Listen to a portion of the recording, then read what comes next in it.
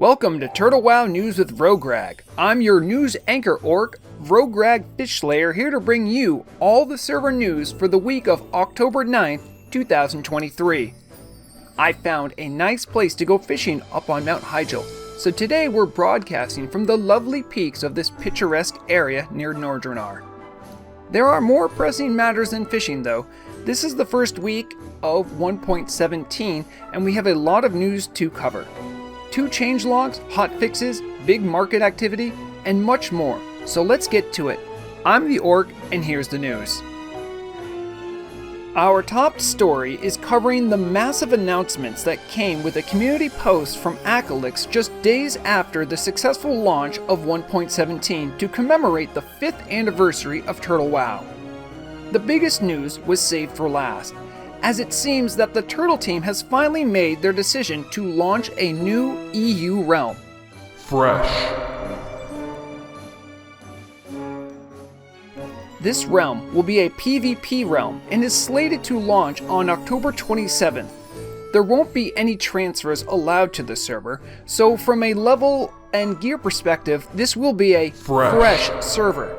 In addition to all that, we understand that there will be no hardcore challenges available at launch, no cross-faction grouping, communicating or trading possible, and finally, there is a system in place to maintain faction balance on this realm. We eagerly await more information and details about this new realm as it becomes available, so make sure to stay tuned. As part of the 5th birthday announcement, the players on the main EU realm have 2 thank you gifts awaiting them. Now until the 17th of October, there will be a sale going on in the donation shop. Expect to have double the buying power with your turtle coins for a limited time. Make sure to get the best bang for your hard-earned buck. The second little gift is for all players over level 10. All you need simply do is log on to find a specially wrapped present from the turtle team, which has a commemorative pet, the cheeky monkey, as well as some festive food, and of course 5 fashion coins to spruce up the look of your character. So we'd like to thank Turtle WoW and congratulate them on their 5th anniversary. May there be many more years to come. Our next top story is covering the bizarre events following the first scheduled reset during 1.17. Players all over Azeroth were surprised to see the first incarnation of the new anti-rank decay system be rolled out for the first time following the weekly scheduled honor reset, because it wasn't quite what they expected. Reports rolled in from all corners of Azeroth of players attaining ranks they never thought possible. Turtle WoW News' very own Obomswim Tallgrass attained rank 6, while lifetime only ever having 24 honorable kills, and never having set hoof in a battleground. It wasn't long until the huge error was noted, and a long server downtime coupled with a healthy rollback of the server came through, much to the chagrin of a crowd of surprise rank 14 players hoping to buy PvP gear before the server staff noticed. The ranking errors have of course since been fixed, and it was also noted those that had previously earned high ranks the correct way, but have since stopped ranking, did indeed have their highest rank available to them.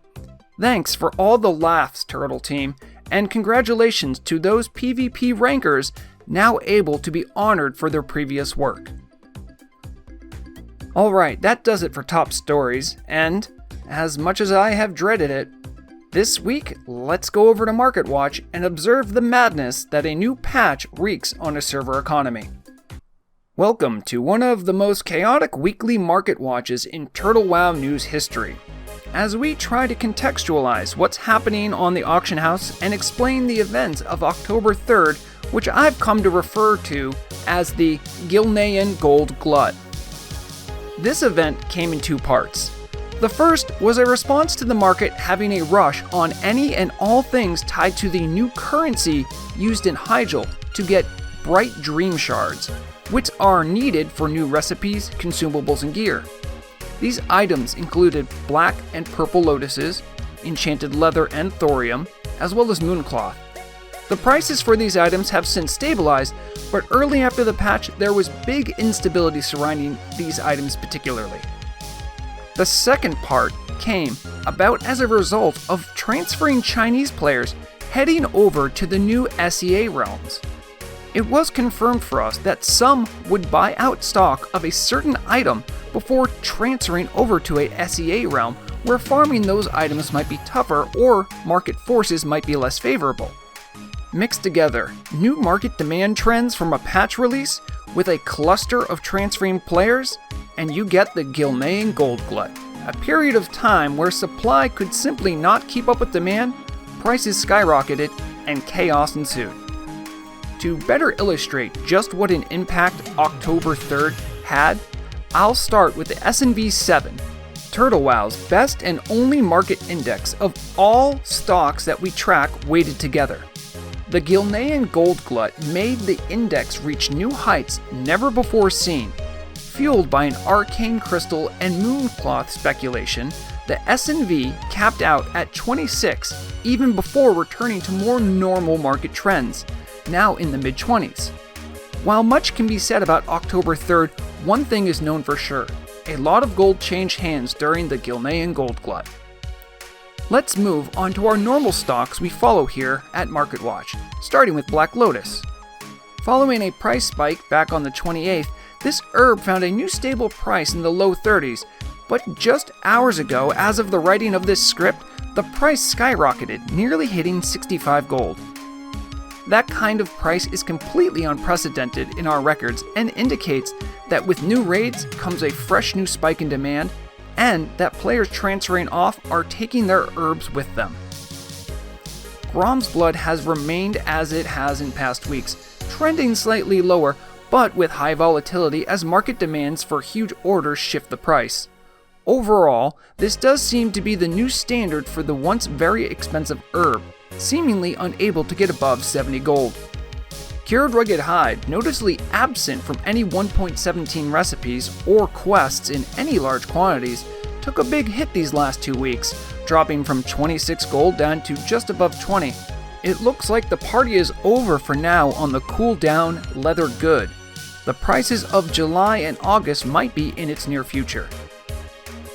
The moment some of you have been waiting for is here. Yes, this is the Arcane Crystal price chart for the last 2 weeks. And yes, it actually peaked at 300 gold, during the peak of the Gilnean Gold Glut. This was due to Emerald Sanctum attunement requiring an Arcanite Rod, which itself needs 3 Arcane Crystals. Let's zoom in a bit more and try to ignore the giant spike following the patch. Much better. And, interestingly enough, there seems to be some late downward trend since the 5th. Once more, ignoring the spike on the 3rd, we can see that the mining rarity is as high as it ever has been, but it's showing most recently the first substantial downturn in price. Might this be the summit of the Arcane Crystal Mountain, or will supply dry up again? We'll keep a close eye on the situation. In a literal rags to riches stories, Mooncloth, being heavily favored in 1.17, boosted the price substantially, trending up 25% with a peak just short of 35 gold. Prices like these have not graced the Mooncloth stock ticker since the days of late May and June, when speculation about a new Mooncloth set created a speculation bubble. The price may soon return to more recent norms, carried now by the value of large dream shards. Some early speculators thought large brilliant shards might appreciate with all the new gear that was slated to come in. However, that does not seem to be the case in the last 2 weeks. It trended down 5%. Even if demand for shards went up from new gear, other, less useful blues no doubt offset this by getting disenchanted and thrown into the market, making this the lowest value seen yet for the reagent. Stone Scale Eel, unperturbed by 1.17, fell slightly these last 2 weeks, supply more than keeping up with demand, despite pool spawns in Telebim having issues recently. This small dip in price is on the lower end for what we normally expect for Stone Scale historically, but following sluggish periods normally it would rebound, so be ready, Fishers of Azeroth. Well, that is all the market data we have to share today, and what a whirlwind week it was for MarketWatch. We hope you enjoyed watching the market carnage. We'd like to thank WoWauctions.net for providing us all of our market data for analysis. Make sure to visit the site for your own profit-seeking adventures. We'll be looking forward to a more stabilized market next week, but for now, let's pass it back to Vrograg over in Hyjal. Since we last broadcast, we have had 3 changelogs come out, and some other small errata that needs to be noted. This isn't a changelog roundup as much as it is noting the bug fixes that have been coming in this last week. I'll briefly mention some of the biggest ones rapid fire in an effort to keep the community up to date with matters of the biggest impact and not dwell on rapidly changing events. The lock for Lower Karazhan is 5 days, despite rumors that it was either 3 days like 20-mans or a week long like other 40-mans. For a window of time, Eternal Quintessences were not working. They should be working again. Hardcore channel is now accessed by using the /h command and now has English language enforcement. Also related to that, Hardcore chat now has a command to leave Hardcore chat, which is $HC chat. The new teleport spells mages have are now self-cast only. Grats to those few who enjoyed targeting friends and sending them half a world away. World chat now has Latin letter enforcement. RIP to empty brackets in world chat. Certain rings and trinkets from Lower Karazhan that were erroneously missing the unique tag now have it. Nice try. There was a small period of time where Karazhan was locked because Moros would not move into Phase 2 of combat. That problem has now been fixed and Karazhan is back open. Annihilator had its proc rate corrected. Make sure to check it out for anyone who's really into looking at armor values. Blood Ring can no longer be joined as a 3-person group. Hyjal now has fishing, which is why I'm here. Plate armor drops that were missing in Gilneas loot tables have recently been added back in. Okay, phew. You know what? Just glancing at the bug tracker, in the last 5 days as of the writing of this script, there were 141 open tickets, and in that time, 36 tickets were closed. It should go without saying that the dev team is hard at work getting to the most pressing concerns, but remember too that Turtle WoW is a community project. If you see a bug and want it fixed for the server, remember to go to the Git-hub, which I'll make sure to link below. Follow all the formatting and rules before making a post. Chances are your observations have already been made, and if that's the case, you can still comment on existing bug reports to add any new information.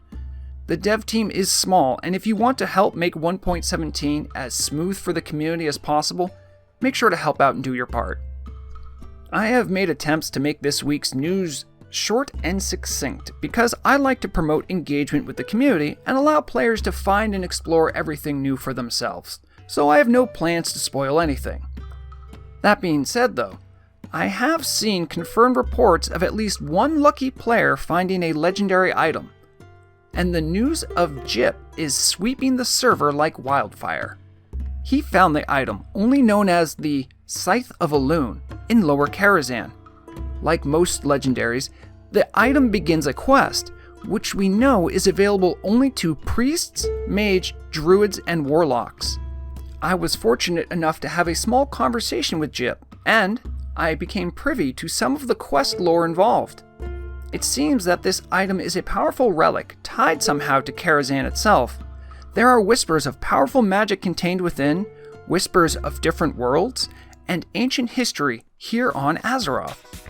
But of course, no spoilers for now. If any of you also find this, or perhaps another legendary, the news would love to know of your story, while so little is known about these powerful items. For now though, let's cheer on Jip as he pushes forward into the unknown. I wish you the best of luck, my gnomish friend. Alright, I think that's just about all the news we have to share for now. While we're still without the Turtle WoW database, the best information sources we have for new things are one another, so make sure to reach out, ask questions, and maybe make a few new friends. Though I'll be closing the broadcast shortly, I do plan to be streaming this Saturday at noon. We'll have lots to chat about now that the patch is out, so make sure to come by for the fish and chat. Also, if you're enjoying the content and haven't subscribed already, make sure to do so, and leave any questions or comments in the section below. Thank you all for being a positive and supportive community. The channel is doing better than ever. As for me, I have been dying to fish in new waters. Plus, I even found a new +30 fishing skill rod I just can't wait to try out. I've been Vrograg Fish Slayer signing off for now. Be good to one another, be safe, and as always, remember, the deadliest weapon is knowledge.